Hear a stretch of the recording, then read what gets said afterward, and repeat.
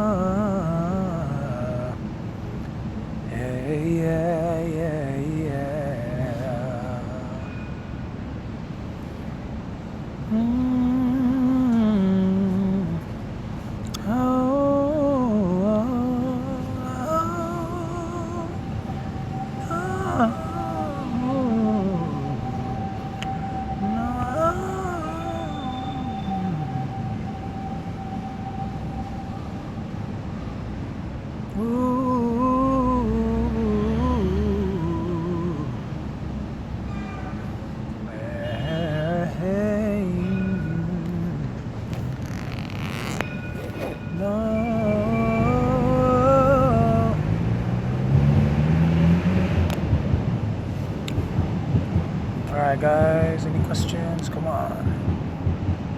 Otherwise I'm just singing live for you here.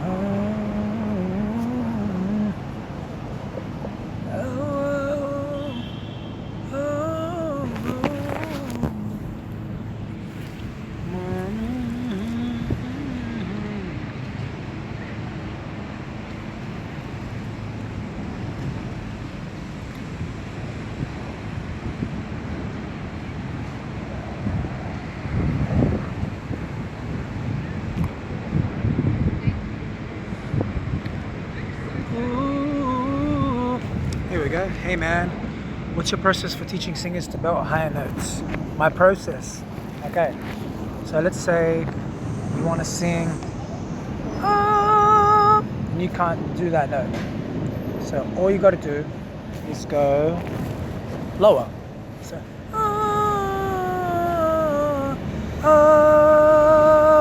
to whatever you can do, and then you move up. So you just do like, you try to get as similar a sound as you can, but on a note that you can actually do. And then you move up from there. That's it. So you can do it a few ways. You can either do it, I like to do it with the song. So do the exact part of the song that I'm gonna belt, and then you use Amazing Slowdowner and you change the pitch. All right, if you wanna learn how to use Amazing Slowdowner, I just put up a new course for using Amazing Slowdowner. Go check out my website for it. It's only $15 Australian. So you just put the key down and then you work up slowly. And there's auto increment features so that you can actually make it all automatic. You don't even have to use your hand. So it's like having, you know that a lot of teachers, they do like a system where they and they slowly keep going up in key with the piano. Well, it's the same kind of thing, except it's with the application, and it does it for you, except it's not with the piano, it's with the song you're trying to learn. Does that answer your question, Greg? That's my process. And that's how I got my range up. Yeah.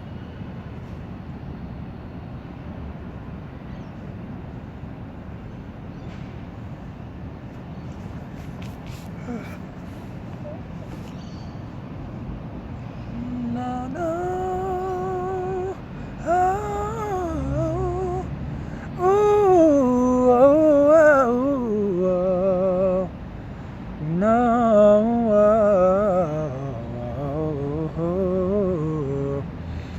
Yeah,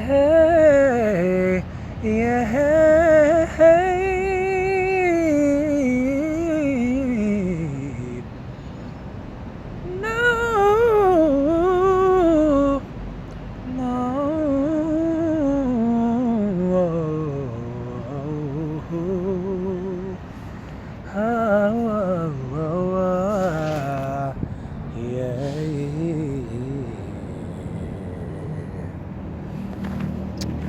So you just do it very slowly. How long do singers usually take to be able to do it?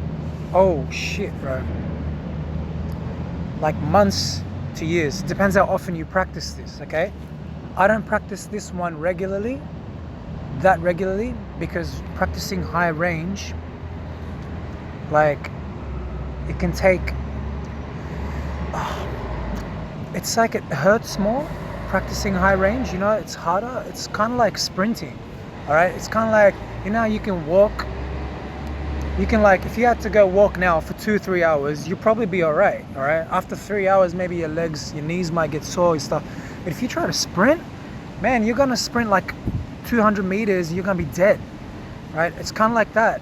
When you're training your range, the higher you try to train, the more it's gonna be like a sprint, and it's gonna tire the shit out of you. So you got to take it really gradually, and you got to be careful how often you practice your range. So if it hurts when you're training, it's like a sprint. It's got to hurt, but then it's only got to hurt so much before it gets damaging. Okay, kind of like weight training. If you jump straight to like a really heavy weight, it's going to hurt a lot, and you might even get injured. Whereas if you start really slow and then you work up, you know. So how long did it take me? I never worked on it that regularly. I worked on it really slowly over my 15 years thing. So it was really irregular. I probably work on it like once a month. I'll do a range training thing where I'll go hard, and I'll go hard for like 10 minutes, 20 minutes on my range. That's it. I could probably do it more often than that, but maybe I have other times where I train range, but I'm not meaning to train range. Like I might do runs that are in a high range. So I'm still training my belt range, even though I'm not training it in that way that I just told you. So how long does it take me? Maybe over the last 3 years, taking it a bit more seriously. I would say 3 years. And I got a progress video that I put up that's not public, it's private on my channel, but I actually hit a high C during a run in that, and I was purposely trying to train that. So I would say it would take you at least 2 or 3 years if you train range specifically, like once a week. It'll take you 2 or 3 years to maybe get out like an octave, to get an octave higher than you are, or half an octave, something like that. It's not exact. Everyone's different because it depends where they're at and depends how quick. Like my brother trained his range within like 1 or 2 years, and he got like an octave higher. So everyone's process is different, but that's the way you train it. You got to go way lower and then work up higher. Okay. Do you believe anyone can learn to sing with good training, practice, and consistency? Of course. If you can speak, you can train your voice. That's it. It's as simple as that. This is what people get confused about. Tone. All right. Tone is bullshit. Tone is not something you train. You train pitch. When your pitch gets better, your tone sounds more beautiful. Here's my example of why. Go check out my before and afters. Watch them all. My tone is shit in all of those videos, but my tone is better now in the after. Why? I did no tone training. I only did pitch training. Okay, so when I got my pitch better, my tone sounded better. That takes ages, man. Like, you got to train the pitch training, and come to me. I'll help you, show you how to do that in a lesson. Okay? Because pitch training, you need feedback for pitch training. So yeah, anyone can learn to sing because it's only about matching pitch. Here's another example of why this is right. Go to a piano and play a note on the piano, an electric piano. It's always perfect. The note never sounds bad, right? The note never sounds bad. It's because the piano's been electronically tuned to play that note perfect. Your voice, you have to train it to be like the electronic, to be the exact frequency of a certain pitch that you're trying to match. That's all singing is, man. You got to just match the frequency that you're trying to get to. And this is the big confusion. People have a beautiful voice, whatever. No, it's bullshit. You just got to train your voice to match frequency exact. Some people go, oh yeah, your pitch is right, but it's just tone. You've got to get your tone better. No, their pitch is not right yet. It's most likely because the song has like 100, 200 pitches that you got to match exactly. And you don't match, people that don't sound really beautiful don't match those pitches. That's it. They just don't know how to match the pitch properly. And trust me, if you're trying to practice like just with a scale, you're only singing 7 notes up and down. That's all you're doing. But when there's a song, there's not only more than 7 notes, there's all these different combinations of those notes on every word. So you got to get every syllable correct. Every syllable you have to get the note right, and then the combination of all of them. So it's not singing great. Singing great takes ages, and it's because of pitch matching. But you can sing on pitch and sound like absolute garbage. No. Show me an example and I'll tell you how you're wrong, okay? And maybe you might prove me wrong, but show me the example of someone who sings on pitch but sounds like garbage, okay? Send me a link. Greg? Yeah? This would be good. People compare me to Bruce Springsteen. Okay. I disagree. I think that you can sound really ugly and be 100% on pitch. You can sing one note a bunch of different ways. Are you talking about like maybe how you say a word that can make you sound different? So in that way, yeah, I'll agree with you. If you can sing it, like I can go, somewhere over the rainbow. I can go, somewhere over the rainbow. I can go, somewhere over the rainbow. Is that what you mean? Like by being on pitch? Okay, then that way I'll agree with you. Like vowels and stuff like that, if that's what you mean. How do you improve on pitch? Bro, you gotta sing every note. You gotta hold it for long enough to make it sound just right. Most people don't hold notes long enough. They don't hold the note long enough. They move on, they try to sing a song. Think about it. Somewhere over the rainbow. It's like, da, da, da, da, da, da. See how quick it goes? Da, da, da, da, da, da. It's quick. It's really quick, okay? Holding, I mean, you gotta go you gotta get that note just right before you move on. And then you gotta get the change between the notes just right. Somewhere, man, it's like a lot of work, a lot of coordination, a lot of notes to get right, and a lot of changes between notes to get right. That's how you improve on pitch, man. You gotta hold the note for long enough to get it right, and someone has to tell you if you're right or wrong, unless you can figure that out yourself. Okay, hold on, yeah, great. Yeah, true, bro, I can carry tunes, but my voice is wacko. All right, send me an example, man. Do you have videos up? Send me a link, I'll check it out, okay, Caesar? Because a lot of people say they're shit, but they're not. And a lot of people are shit, but they think they're good. So it's really complicated. Send me something and I can tell you for sure. Send a private to my email if you're shy. How is it day where you are and like where I'm at? Bro, that's the fucking world. It's crazy, isn't it? Yeah, exactly. Is that what you mean, Greg? You agree with my vowel thing? You gotta be more specific. I don't know what you're talking about, Greg. Tell me if you agree with my vowel thing. How I just did like, I think it's vowels or placement, whatever the fuck you want to call it. One sounds nasal, one sounds like operatic or whatever, and one sounds, yes, okay, cool. Yeah, one sounds like pretty, right? So how do I sound the way I sound? I tried to copy the way the singers sound, because look how I talk. It's not like the singers sound, right? So when people sing, they like, for example, Craig David, when Craig David's in an interview, he talks like this, right? So Adele as well. But when they sing, they don't sound anything like what they talk like. So singing vowels are very different to speaking and that kind of stuff, okay? So yeah, you're my inspiration, bro. Thanks, man. I'm happy I can inspire you. Is it because I got a hot girlfriend that I'm your inspiration? Because I sing? Tell me which one. Just playing. Alright, let me know if you guys got any more questions. It's my first live. It came out pretty good. Thanks for the question, guys. Thanks for the questions. Alright, I gotta go back to work, man. I got some IT shit. My job is like IT. I help people fix IT problems at the moment. And I'm a problem solver, right? I'm IT and problem solving with singing. Alright guys, go to my website, check out the Amazing Slowdowner, and fucking get that course, man. Get it, and then come do a lesson with me. Get it, learn how to use it, and then do the lesson with me, and I'll show you how to fix like your voice using that. Okay? All the people that want to do lessons with me, get that first, the Amazing Slowdowner, and learn how to use it. Practice learning how to use it before you come to me, because then when you come to me and you know how to use it, you're gonna get the best out of the lesson. Trust me, it's gonna be so good. I speak English but sing Jewish. Okay. Is that your regular talking voice before you train? Yeah, my voice sound like this. Like even when I listen back to my recordings where I used to like do funny stuff and talk with my siblings and stuff, this is how I talk. I don't talk no different to how I talked before, but I sing fucking different. Yeah, because singing is like, it's different to speaking. Okay, what did you learn from listen from Carl?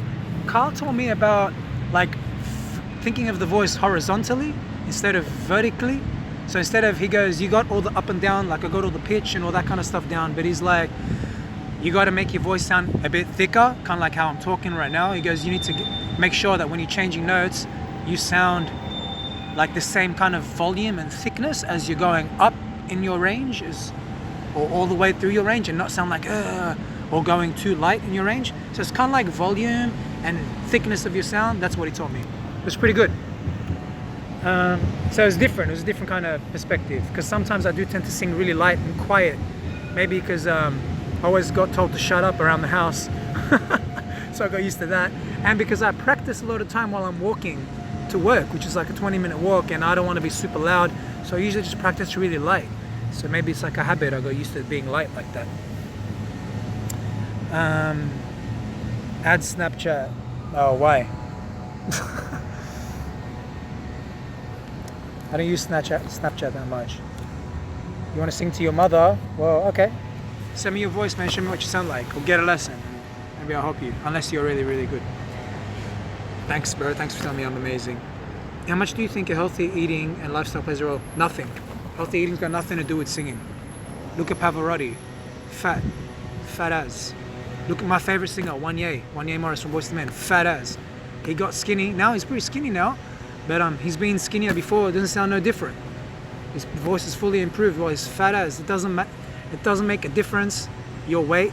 I've seen plenty of heaps fat, unhealthy kind of singers in karaoke, and they sound way beautiful and way nicer than me. And I've seen plenty skinny singers. Justin Guarini, he's like really lean. Christina Aguilera was really small and lean. Mariah Carey's really small and lean. All amazing voices. It doesn't matter your weight. You should try to be healthy because you feel better. That's definitely important, and you can move around better, and it feels nicer in your body being leaner. Like, it's nicer having abs or having a flat stomach than being overweight. It just feels better. I've been like 15 kilos overweight, so I know how different it feels when you got love handles and roll and like a couple rolls. It doesn't feel good, man, and you feel more tired too. It sucks. All right.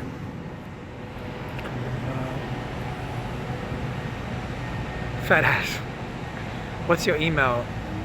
Go to my website, rnbsinginglessons.com, and you can see my email there. Stay healthy for bitches. Man, girls love it when you're lean. Like, they like it, man. They might say, oh, I like a chubby teddy bear. Or, yeah, maybe some do, but I got a lot of girlfriends, like girls that are friends. I'm in the salsa scene, and you know, it's very social, and there's a lot of girls there, man. Girls talk, man, like they like a hot body. They like a hot body. They like a guy that takes care of themselves. You don't have to be heaps thick and super built, or you don't have to be completely shredded or super thin and lean, but you got to look like you care about yourself, and I think that's just an attractive feature generally. How's your brother? Karim? Go check him out on Karim Hayek Productions. He's in America right now, actually. Yeah, he's doing well. I love his voice, man. I've been listening to his album. He's a fucking freak. He's a fucking freak. I'm gonna base my runs teaching course on his music, so it's gonna be mad. Yeah, don't be fat. It's hard, man. People get hooked, you know. They eat like their parents maybe were overweight. Society doesn't give a shit if you're overweight. Everyone's too scared to say, oh, you're overweight. So it's a hard one, man.